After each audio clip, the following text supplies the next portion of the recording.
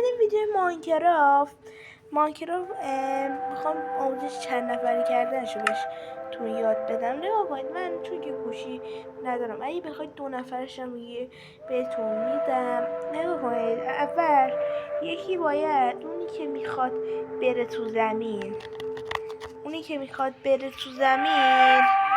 باید اینو روشن کنه. بهتون بگم دوباره بره آقا من داره چیز شدش بازی بچه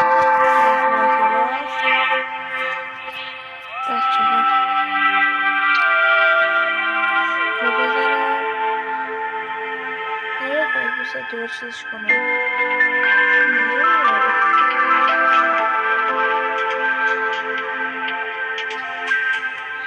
به هر حال نمیتونم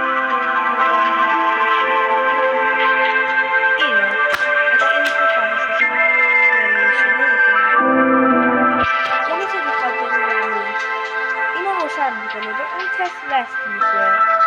اون کسی که میخواد منتظر بمونه بره تو اون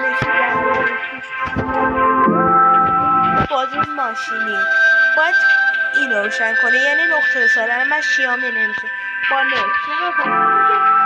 اینو روشن میکنه میره اینجا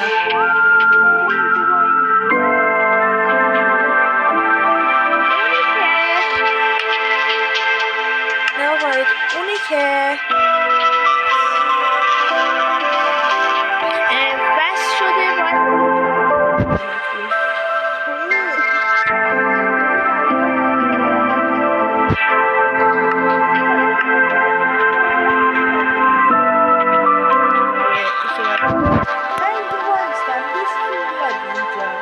چه بگم بذار یه علامت بکشم.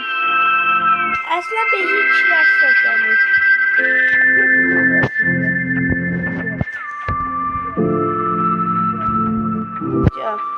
اینجا یه چیزی میاد میزنید رو اینجا. ببخشید اشتباه گفتم، ببخشید بچه ها اشتباه گفتم، اینجا نمیاد.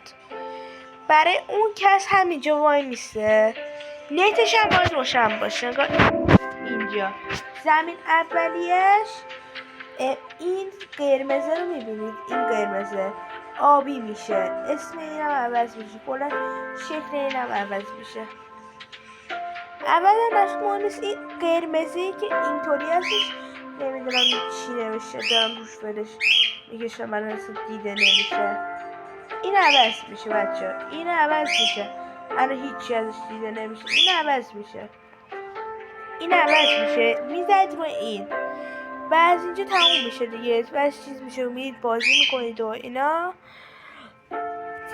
بخواید هم چیز میذاری دیگه هم بهتون یاد میدم، آموزش ماینکرافت و اینا قسمت به قسمت. لایک ویدیو یادتون نره. خداحافظ.